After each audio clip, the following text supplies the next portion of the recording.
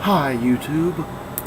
I'm making another video again already, even though I've got like 2 subscribers. Whatever. A friend recently recommended to me that I should discuss how I would play Kingdom Hearts. Personally, I already am playing it right now, but, well, later on today I probably will be. But not on camera, because this is just a crappy camera that came with my computer. Can't really afford anything more right now. But whatever. Maybe one day I'll get the option to actually do Let's Plays and stuff like that on my personal view on playing games. But for now, it's just talking, because that's all I can afford to do.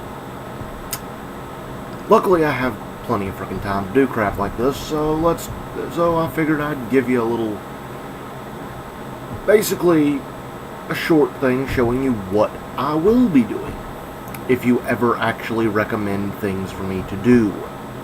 Seriously, comment what you want me to talk about, and I will attempt to talk about it.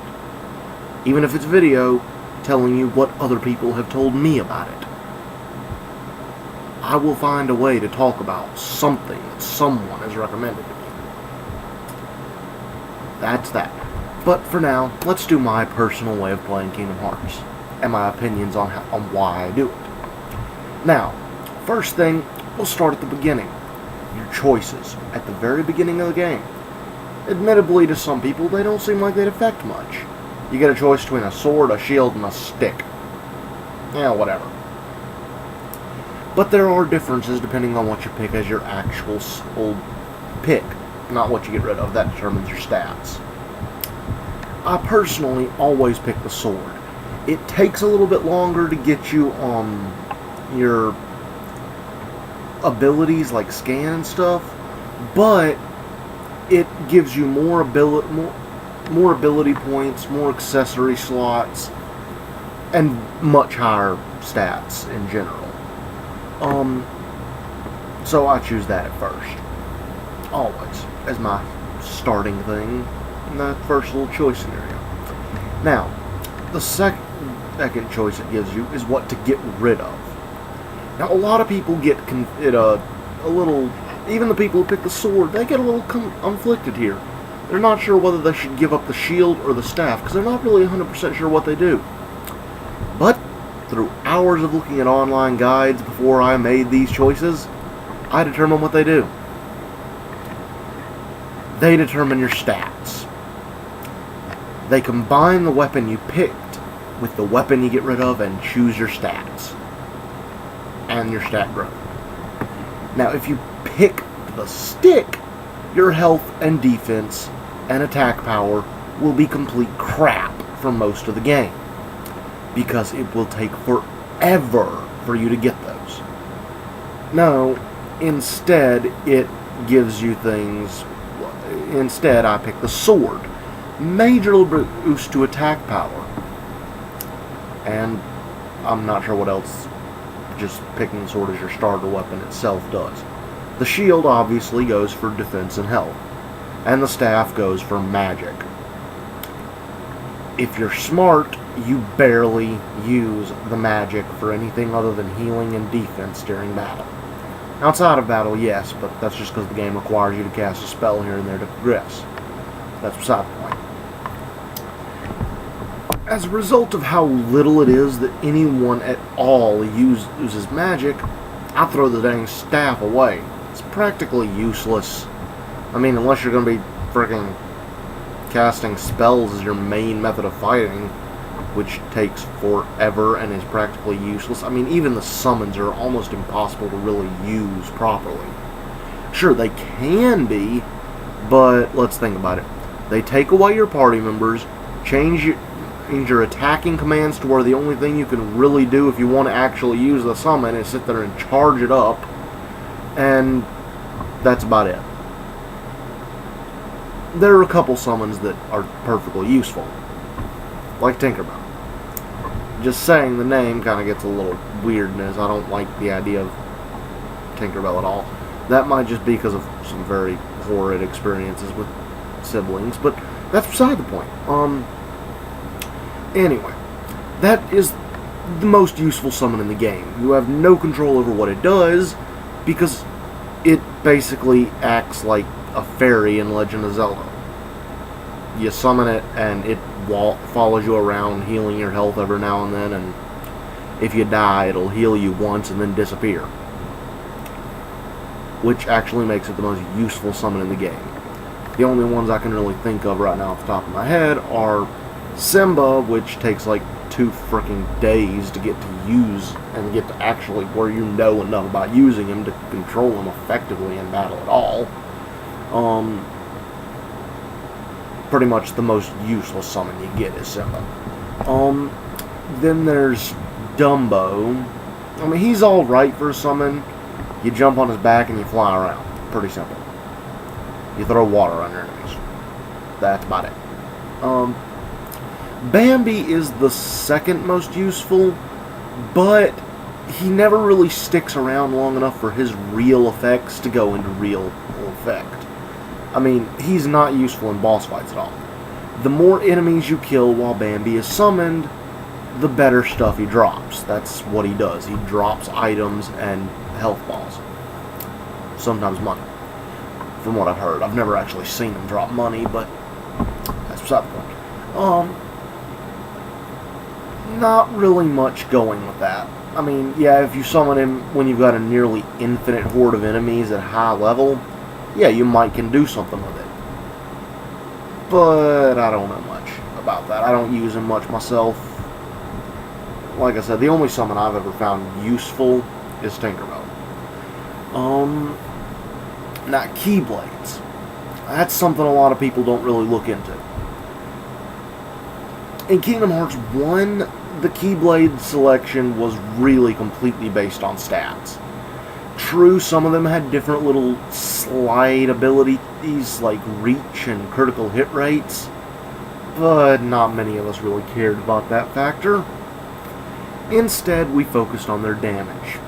That's about it. In Kingdom Hearts 2, Keyblade choice becomes a lot more careful and picky. For example, if you select right, you can turn a dual Keyblade combination into a combination that's 1,000 times better than using the ultimate weapon. Basically, in Kingdom Hearts 2, there's not even a real point in getting the ultimate weapon because the Oathkeeper and Oblivion, due to their effects alone, outclass the ultimate weapon massively. I mean, it's basically equip the Oathkeeper as your main Keyblade and the Oblivion on your most commonly used drive form, and you don't have to leave drive form, like, ever. Maybe once in a boss fight. Big deal. Or if you go into anti-form, which, that's awesome.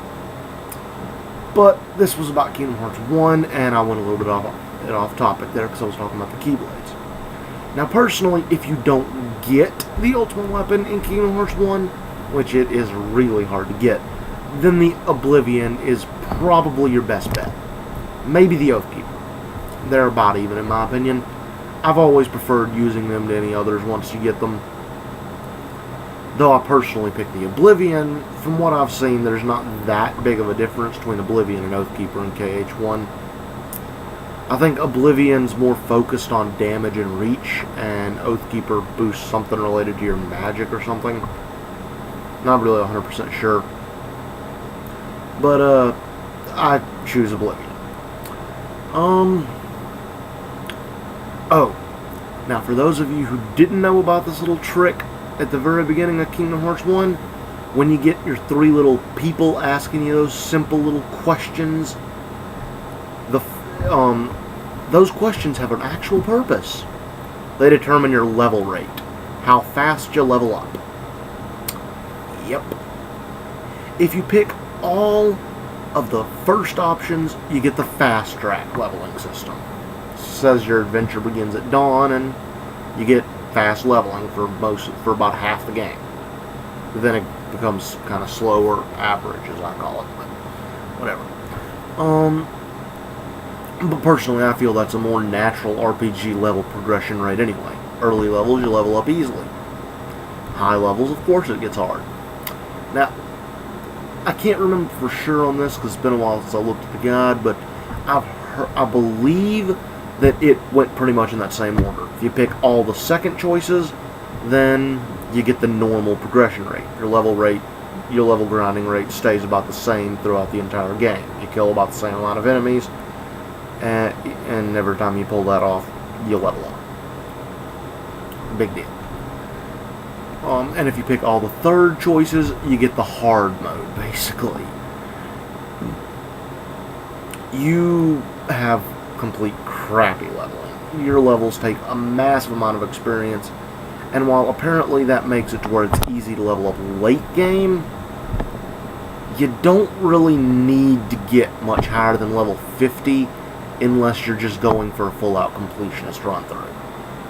Which I probably will do, but that's just for the hell of it. Never done a completionist run-through of it before. Figure, since it's a replay, I might as well.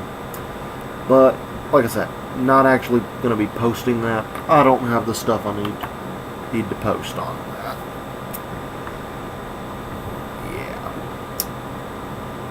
Now, a thing about one particular enemy that my friend wanted me to talk about more than anything, Sephiroth. He appears in Kingdom Hearts 1 and 2, I'm pretty sure.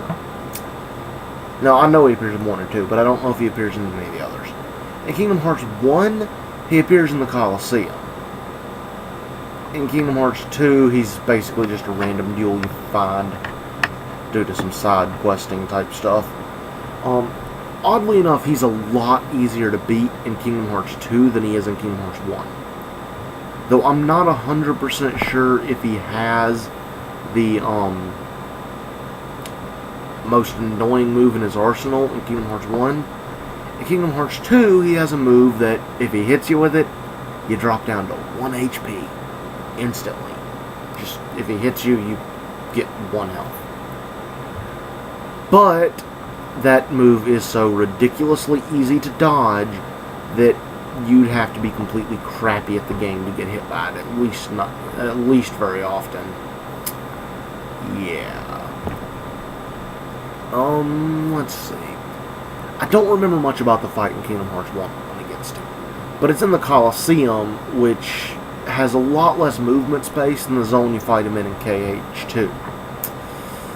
Meaning, dodging would be a little bit harder to pull off. So if he does have that move, it would be more annoying in Kingdom Hearts 1. I just remember I fought him at the same level in both games, but it was a lot harder to beat him in Kingdom Hearts 1. Then again, everything was harder in Kingdom Hearts 1. For one reason, you didn't have a lot of options. But, in actuality, Kingdom Hearts 2 makes the fight against Sephiroth be about the same in both games as it was in Kingdom Hearts 1 on how you would fight it, simply due to the fact that you need party members to use drive forms. You don't have party members. You cannot use a party member in a fight against Sephiroth. Oh well. Well, that's all for the moment. Please like, comment, and subscribe. Oh, and if you can, if you have any ideas, leave a comment. Tell me what you want to see me talk about. This was just a suggestion of a friend of mine. Figured I'd give it a shot, see what I could pull with it. Seems not like it's only going to be about a 13-minute video, but oh well.